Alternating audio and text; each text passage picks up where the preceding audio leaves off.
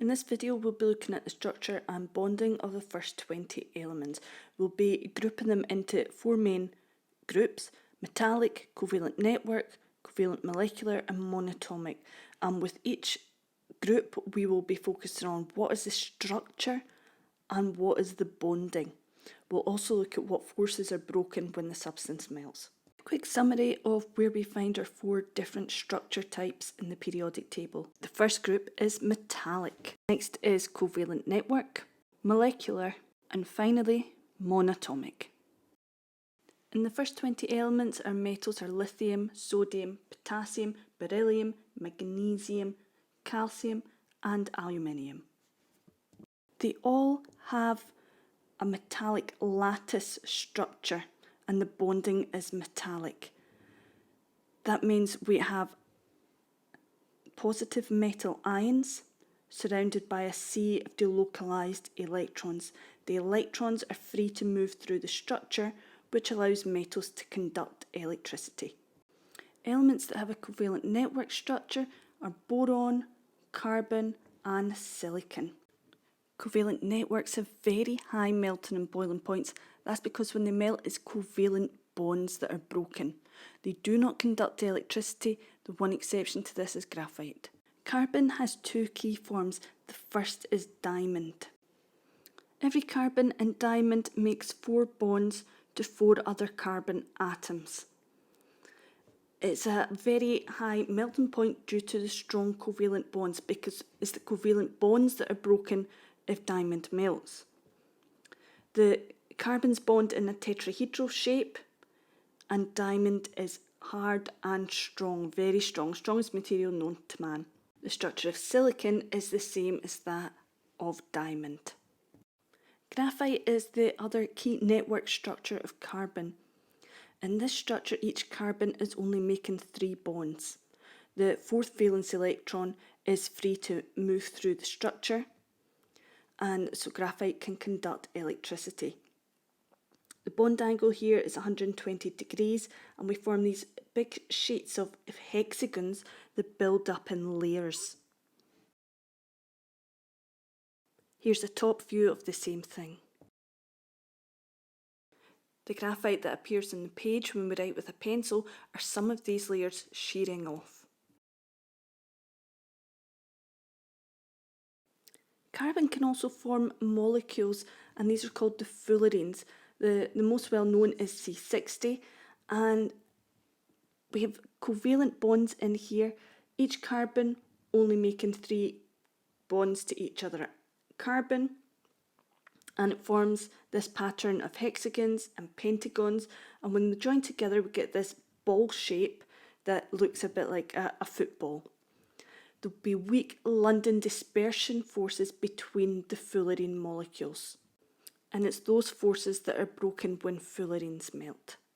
The next 2 molecules we'll look at are P4 and S8. The structure, we've got a molecule, bonding is covalent. Forces broken on melting is London dispersion forces.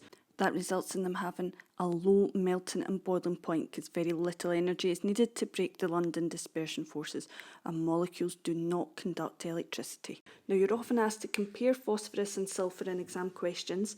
P4 has this pyramidal structure. It has less electrons than S8, so there's weaker London dispersion forces between the molecules, and that gives rise to a lower melting and boiling point than S8. Sulphur, converse, it has more electrons than P4, so stronger London dispersion forces between molecules. Higher melting and boiling point than P4. P4 forms this pyramidal structure, and there's not a big surface area there, so that also contributes to lower London dispersion forces. Whereas sulphur has the ring structure, it's quite fairly flat structures that can pack easily together, given stronger London dispersion forces between molecules. Our last set of molecules are the diatomic molecules, and as before, we've got a molecule structure, bonding is covalent, forces broken on melting are London dispersion forces between the molecules. These London dispersion forces are very weak, so we have very low melting and boiling points. Gases at room temperature, bromine's a liquid at room temperature, iodine a very low melting point solid at room temperature. Molecules do not conduct electricity.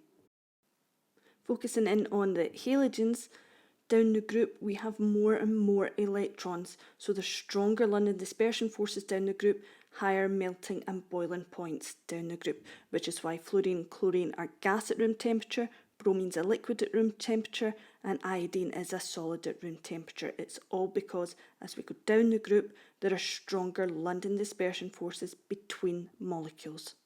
Our last group of elements are the noble gases. They are monatomic. They don't have any bonds. They don't bond with other elements. When they melt, when they boil, it's London dispersion forces between the atoms, between the lone atoms that are broken. They have extremely low melting points because the London dispersion forces between the atoms are very, very weak. Helium has only 4 electrons, so the London dispersion forces are tiny. The noble gases do not conduct electricity. Going down the group, there are more and more electrons, so there's stronger London dispersion forces between atoms as we go down the group. That leads to higher melting and boiling points down the group. So a summary of the 4 types of structure we have looked at. We had metallic, network, molecular, and monatomic. In your data booklet, you will find the melting and boiling points of all the elements. So that makes it easy to tell the difference between what's covalent network with really high melting and boiling points and what's molecular. But you'll need to know more than that. You'll need to know about the difference between your phosphorus and sulfur.